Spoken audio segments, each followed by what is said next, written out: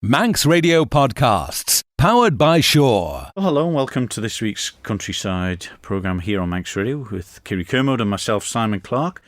And we start off this week's programme with the second part of the Isle of Man Prime Stock Awards. Yes, a very busy turnout at the Isle of Man Meat Plant in Tramode there on Thursday to see the best of the best livestock produced by the Manx farmers. And it was a great turnout of people, and even the governor had come to see the second part of the show, which was really, really encouraging. Yeah, just on that, of course, it's in two parts. The first week we featured on last week's programme, which is where everyone goes to Knockale Farm, has a look at the stock that's going to head to the meat plant, isn't it? That's right, they've been picked out and fed properly, ready for the second part of the show. So they'll go at the best standard, and then hopefully it's what the Isle of Man public want, an animal that's raised of high quality, and they get judged there in their carcass form and then sold off to local supermarkets and butchers. Yeah, and of course you spoke to the new manager of the meat plant, Phil Parsons, among many of the people who were there winning the prizes as well, and also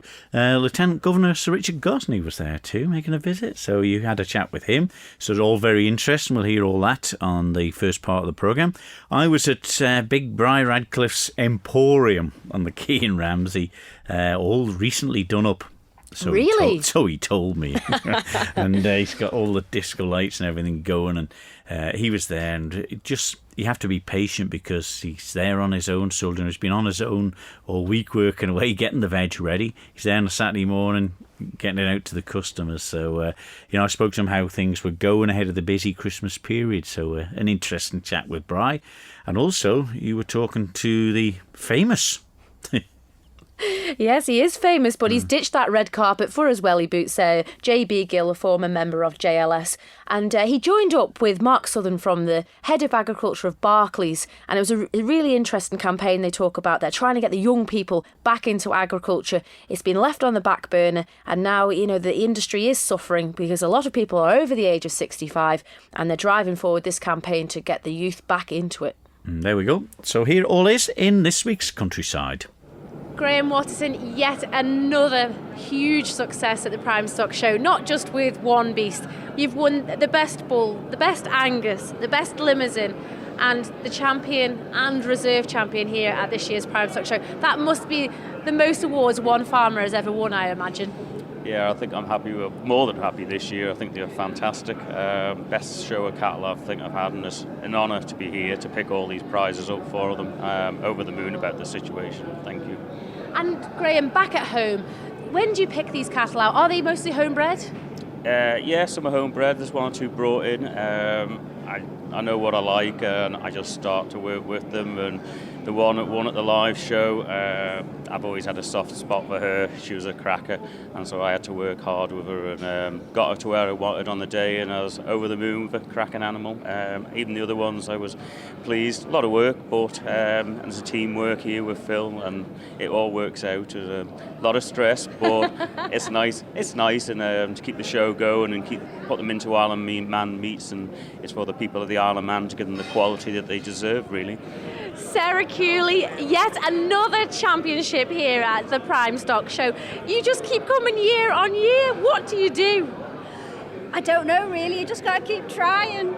On Monday at the St John's, you had champion and reserve out there, and again today, Sarah. A lot of hard work goes into it. Obviously, you've got to choose the genetics and then feed them correctly for the time. Over the years, has it become a fine art? Yes, you learn something new every year. Do you stick to the same type of programme? Yes and no. Sometimes the lambs are ready before the actual day, and that's quite tricky, just holding them. And other years, you're pushing them to the day, feeding them, trying to get them up to the weight and the condition. Well, how do you manage with Mother Nature this year? We had the beast from the east in the springtime, and then the drought through the summer. Does this affect your programme as years go by? In some ways, the drought affected where I farm because it's quite wet, so we had plenty of grass, so we were one of the lucky ones, really. So that would have helped these lambs get a bit ready sooner then, so it would have been a fiddly few weeks running up to the show. Yes, they've been ready about the last, I'd say, 5-6 weeks they've been ready. So you're lucky they didn't go over the weight band here tonight then, Sarah? Yes, it was a bit touch and go, really. Phil Parsons, you're newly appointed to the Isle of Man Meats this summer as the manager. How do you find the Isle of Man and the livestock here? I really like the Isle of Man. I think it's a very a nice place to live, and I suppose nice is something to quantify, but the people are really good on the island, and I've been welcomed all over it, even with some perhaps the controversial decisions have been made. We're still moving forward. The livestock is a very good cross-section of animals all the way across. There seems to be a lot of consistency in the lambs, and the quality of the lambs that have been coming through all summer have been really good. We've had exceptional cattle, but there's also, you know, the lesser grades that I look for that I would sell to a butcher. But it's not necessarily that they're wrong, but they're not in a market where we are at the moment. And tonight you had the very difficult job of the championships of the sheep, the cattle and the pigs at the Prime Stock Show. What were you looking for in your champions in particular? I think, to be fair, because of the sort of cross-section it was in, I looked for the best in their own classes. Obviously, I favour a little bit more fat than perhaps some would like, but that's my opinion. Because I base that on what I can sell. Mm-hmm. They were all stunning. The native breeds were really good. The fat cover on some of the native breeds were like, I had ShopRite having a look round with me, and they want them all. Brilliant, isn't it? But how does the natives compare to the continentals? They say that they're a far better eating quality. There's two sides to it. If you were a 30-year-old housewife in the middle of the city, you would go and buy a continental because it perhaps technically wouldn't have as much cover. But the more traditional person who understands it would be going for your native breeds, which are slower growing with a bit more cover on it. Yeah, the marbling is always that help in the cooking of it, and it always does taste a little bit better on a Sunday dinner, doesn't it? How do you think we can get more people eating beef and lamb? Well, I think that's down to the education, really, of what, and we've got to start with the younger generation to understand, where it's coming from and what's best for them. And here on the Isle of Man, it's so local. There's no food miles. We've got such a high welfare standard for the livestock farmers on the island. You can't really beat the product that's getting produced by the local farmers. No, I was quite surprised, and I've mentioned it many times, that you can sort of buy Orkney cheese in Cornwall, but you couldn't find Isle of Man meats in Cornwall, and it's probably of a similar quality. So now, as your position at Isle of Man Meats here, Phil, you'll be starting to build more relationships, working with local butchers and outlets to get the Manx produce around this island. Yeah, my vision, and it's my personal vision, is that we should be making sure that the island has got everything it produces sold back to itself before we start looking to move it off island, and perhaps reduce, if I'm brave enough, to reduce what we import, because we've got to produce more through the plant.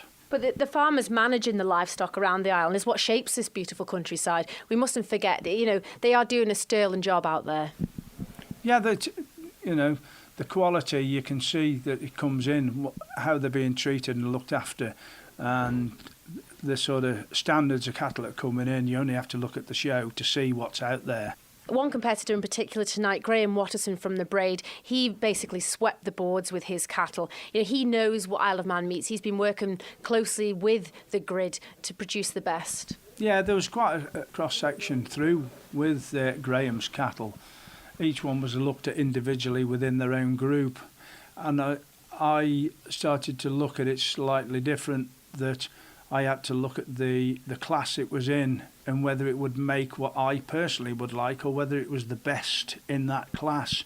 And that's why perhaps some of them are a little bit leaner than I would have normally picked, but they were still the best in their class. Yeah, it was a great display, and Sarah Cooley producing the Beltex Continental lambs year on year, coming out on top. Quality lambs. A lot of attention's gone into those lambs. Fiona, you're the Vice President of the Royal Manx Show. What a great success the Prime Stock Show has been this year. What a turnout on Monday. It was fabulous, and it's so nice to see such high quality of produce. And here tonight at the abattoir, there's a fantastic selection. I know some people and the general public don't like the carcass side of it, but as producers of the Island's meat, we need this because it's our show to show what we're producing, and we need to be able to check that our gene lines, that people, the farmers, are trying very hard to keep and run, are turning out correctly for the general public, for the Manx butchers and the Manx population of the cuts they want. This is it, and to have the management and staff of the plant here tonight talking amongst the farmers. We've got people from the government, they're trying to guide and make this plant work. Yes, I think it's an uphill struggle and we're all going to have to pull together to try and get us through it. It was a shame the young farmers couldn't be here tonight. I think we've missed them, but hopefully they'll have another nice. But there was 69 in total on Monday out at Knockalo doing the stock judging. That is a huge amount of young farmers in the realms of things. It is. I think it's got to be one of the highest years it's been for a long, long time. And it's so nice to see so many youngsters enthusiastic about keeping the Manx farming going. And this event doesn't happen just by having the top end of the show society. There's a lot of helpers in the background. There's so much hard work goes on. I know I've been talking to the secretary and she said, golly, it's worse than running the 2-day show. There's that much preparations you've got to do and organising with people, that we got the cattle wagons in the right places and the slaughterhouse at the right time. Yes, there's an awful lot of work going into it. And then the sponsorship, and to make this place look as good as it is tonight as well. We must say a massive thank you to all our sponsors. I'm not going to even start to name them because I'm bound to miss somebody out. But thank you very much. It's very much appreciated. And for this week and for the actual show in the summertime as well, without the sponsors we couldn't keep going really. You have seen both parts of this competition. You saw them in Knockalo on Thursday and today in the meat plant. What's your thoughts about the whole livestock industry here on the Isle of Man? Well, what strikes me very strongly is the pride that all the livestock farmers have in their animals. Sure, it's their livelihood, they've got to cover their costs, but when you think of the people who put in animals on Monday in Knockalo, the prizes are very small. They don't do it for that. They do it because they have intense satisfaction and great pleasure in producing very good animals. And the fact that those animals are going to be meat by the Thursday, as we've seen this evening, doesn't stop them polishing their coats up and all the rest of it. And that's if you like, the joy, the excitement of it all, is that these people who are farmers by profession, but livestock farmers by choice and with an enormous amount of pride in what they do. And that's great to see. That was the Lieutenant Governor Sir Richard Gosney, Fiona Dale, the Vice President of the Royal Manx Show Society, Phil Parsons, the Judge of the Night and the Manager of the Isle of Man meat plant, and Sarah Cooley, the winner of the sheep section, along with Graham Watterson, the overall champion beef on both occasions. And did anyone get them spot on?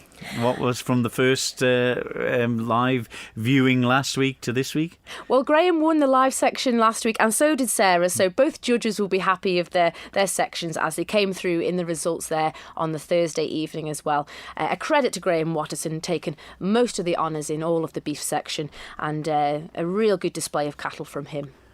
A really good display of vegetables, and we're at Brian Radcliffe's stall on the quay in Ramsey, and I popped along to see him on a very busy Saturday morning where he's there and getting to lots of visitors from all over the island to get the fresh vegetables and the carrots covered in soil still that he prides himself on. A busy man and a busy week ahead, and that's just part of it that we see. So I caught up with him in the newly refurbished outlet on the quayside. It's had a slicker whitewash, and by gum it looks smart, doesn't it? And check out the laser light show. It's all done with mirrors and satellites. Did you know that? I'll believe that when I see it. Yeah, we're on the countdown now, aren't we? Not long to go until my back gets really sore from picking sprouts.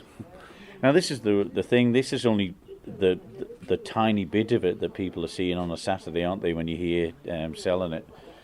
Absolutely, the colossal amount of work which gets done the rest of a week in the summertime when you're growing all the produce and things. And by gum, we've had a real tough summer. It has been so bad, as everybody knows. You know, we had 11 weeks without rain down where I am, up north here. Other parts of the island didn't do too bad, but 11 weeks without rain, it was dreadful. Do you have a sort of irrigation system that you can use? I've got a tap. And some buckets. A tap and buckets and a hunk of hose pipe, but it only goes so far. And it was really quite miserable. It's just dire. People don't realise when you drove over the mountain and looked across the whole of the Northern Plain how dry and burnt and everything it was. And we did lose a colossal amount of crop, but hey ho, battle on. What's the worst thing that it affects, that sort of weather, the dry spell we had? I just frizzled up. I had to keep lashing the suntan lotion on. It was dreadful. No, but everything suffers. We were feeding the cattle hay in end of June, July, and the plants which were just planted out were just keeling over. There just wasn't any moisture in the soil. Every sector was suffering, but hey, like I said, we're here now and we'll battle on with it. Yeah, but I mean, this of last few weeks, of course, you've had the opposite, where there's been plenty of rain. I mean, is that caused trouble, or you sort of cope with that up to a certain amount? No, the back end has been really good. It's been fantastic since September time, and been really kind for drying the onions and getting the spuds out, and it's been mild enough to keep things growing steadily enough. Anything which has survived has grown on steady. So yeah, been okay so far. Which sort of items take the most work, really? Are onions quite thing? Because obviously you still tie them up and dry them like the old way? I do. I'm a bit old-fashioned. I pick them by hand and dry them up and try and string them as best you can, but there's no real size on them this year. Kale is quite tedious to pick as well, and carrots. Everything is. There's an awful lot of labour content in horticulture. What you see here today, it all looks lovely and grand and everything, but there's a colossal amount of hours which has gone into picking it and getting it ready, and especially in the run up to Christmas, where we'll be doubly busy with lots of orders and things like that.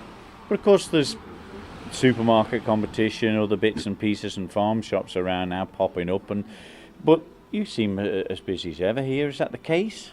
Yeah, I'm just lucky enough to keep going. Come into Briar Rad's Fresh Veg Shed and it's a whole shopping experience. Whether you just come in to see the lovely Christmas lights, or to get some super sexy broccoli, or the curly kale, which is out of this world.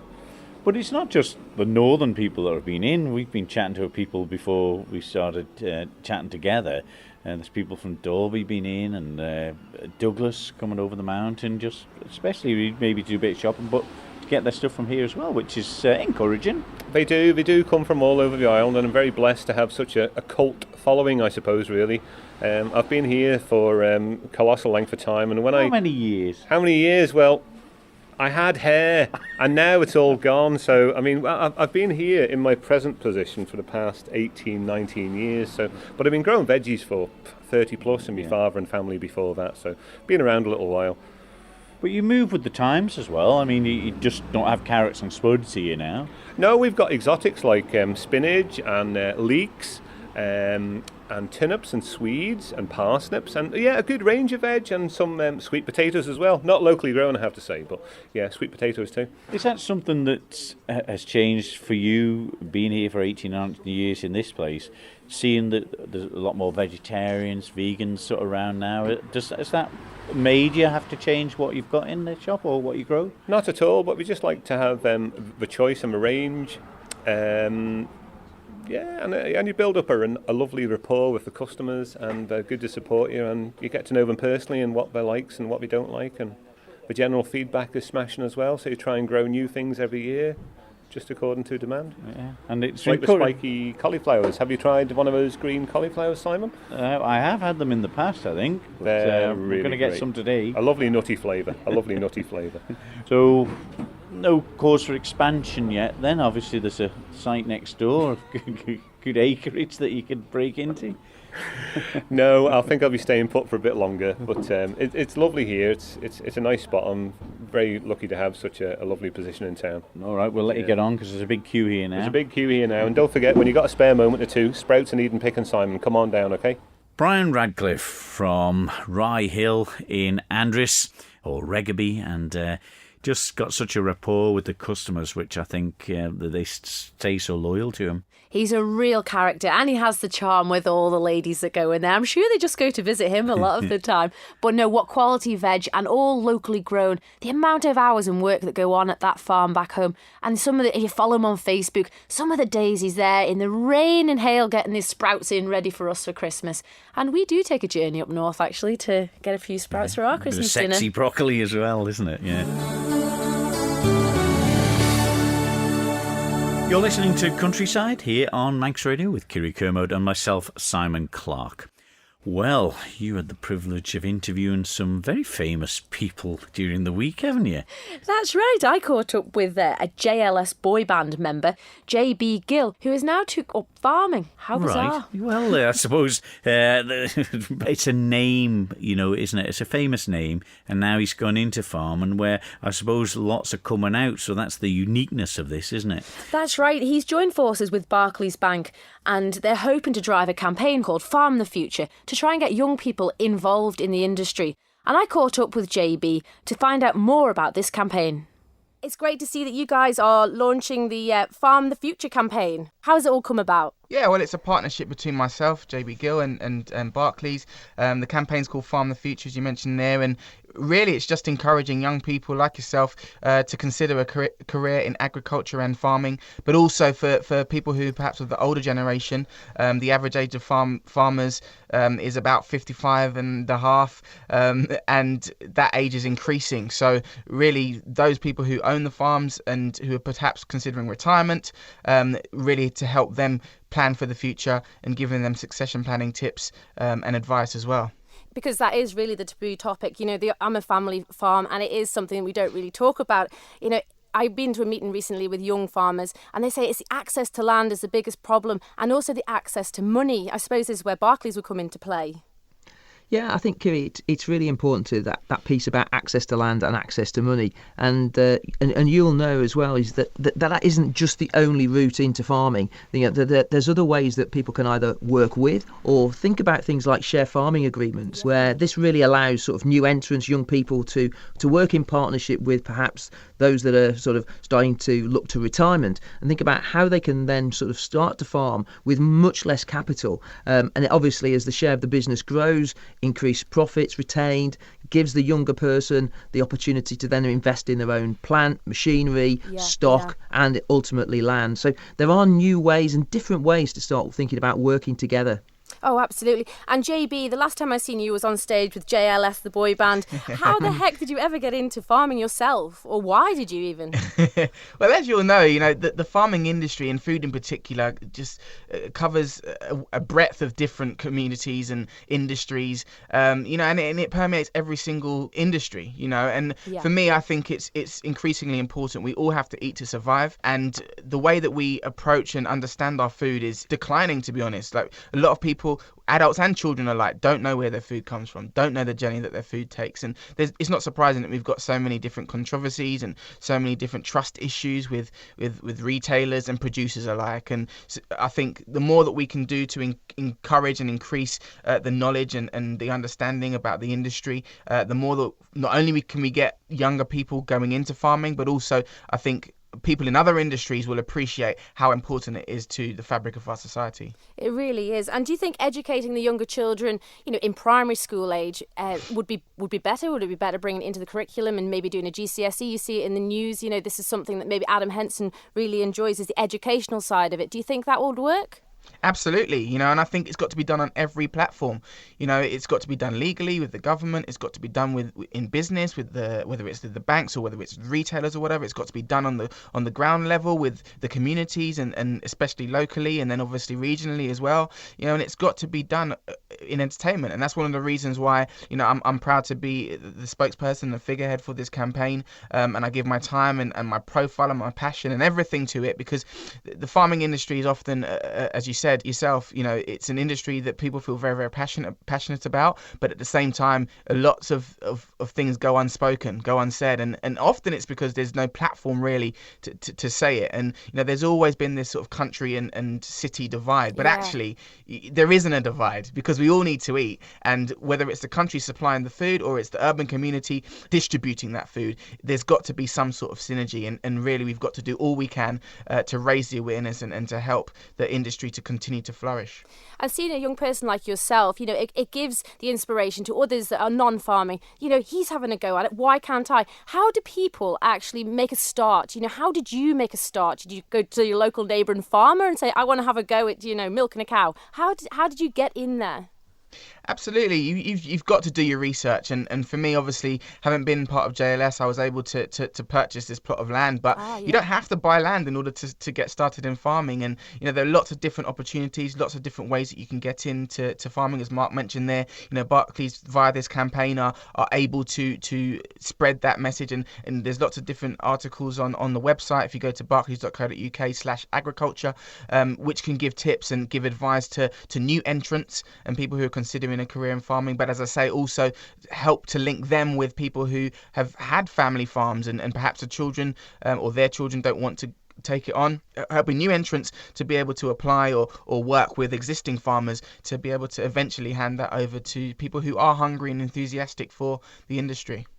No, you're absolutely right. But local produce, I think that has to be something that Britain has a really, really high welfare standard. There's a lot of cheaper imports coming in. Isn't this something we've really got to push? For me, actually, Kiri, I think that whole piece about talking about provenance, talking about the quality of British produce is absolutely key. And the only way we can do that is by talking to people about it, explaining about the welfare and the standards that people farm to in the UK, to give people confidence about the quality and certainty of what's been eaten. Yeah, you're absolutely right. It is giving that reassurance to our local public. And, I hope lots more young people will hear our report and inspired to be a farmer just like you, JB. I hope the campaign goes really, really well for you guys. That was JB Gill, former member of the boy band JLS, and Mark Southern, National Head of Agriculture of Barclays. And interesting that he's got some views on what he wants to see, and I suppose the worry of why a lot are coming out of it or not going into it at a young age, isn't it? That's right. It's only 3% of young people going into agriculture at the moment. It is a very, very low number, and it's a serious lack of youth that are joining this industry that's concerning. So a person like JB that's successful, that's quite inspiring, they're looking up to him, but he thinks there's not enough getting done to get young people involved in agriculture. Yeah, well, that's the way it is, I'm afraid, isn't it? There's the lure of the big bucks in other areas and probably a lot easier work, as some will see, and that's possibly the reasons why, isn't it? That's right, it is. It's long hours and it is hard work, but maybe people don't want the responsibilities for livestock and it doesn't pay overly great. But there's a lot of reward in there when you're standing at the Prime Stock Show with your prize animals. There's a lot of good points to it as well. Maybe buying a few dairy cows, and because you'd be able to sing to them and try and prove this theory that they'll get more milk out of them. Maybe. Oh, well, who knows? He's got Didn't turkeys. Serenade you? No, not quite. All right, fair enough. All right, we'll leave it there on that note for Christmas. Note the pun there on the songs. But just one thing before we go, Kiri. There's an important announcement to make. That's right. The Wool Board requests the last of the wool to be brought over there to Knockaloe now by the 14th of December. And if you can get in touch with Andrew Willoughby or Brian Leese at the Wool Board and book your slot, they require the last of the wool to be in.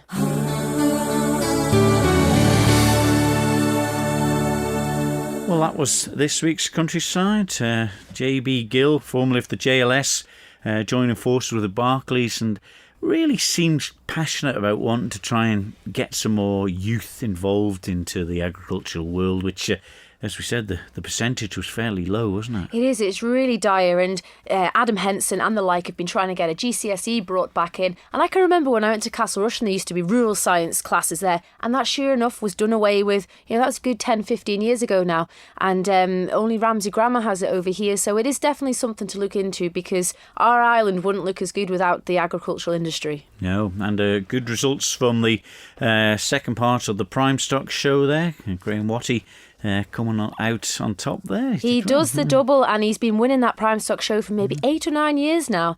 And Sarah Cooley, the same. The two of them work really, really hard for that show in particular, and a credit to them both. Yeah, and Big Bry soldiering away with his vegetables, his broccolis, and the cauliflower he was talking about, the funny crinkly one. Oh, I can't remember. Very modern superfoods. Yeah, very had that the other day. Beautiful. Was it? Yeah, it was. You can't beat local produce, Simon. You can't indeed. OK, we'll leave it there for this week's Countryside. We're back next week. So from me, Simon Clark. And me, Kiri Kermode. We'll see you next week. Bye-bye. Bye-bye. Don't sit in the slow lane. Join the fast lane right now with Shaw's all-new Superfast Plus broadband. Enjoy more bandwidth, amazing speeds and the best value on the island from just £23.95 per month. So don't be left behind. Get a piece of the high-speed action with Superfast Plus broadband from Shaw. For details, visit our stores in Douglas, Ramsey and Port Erin or click shaw.com. Love being Shaw. Terms and conditions apply.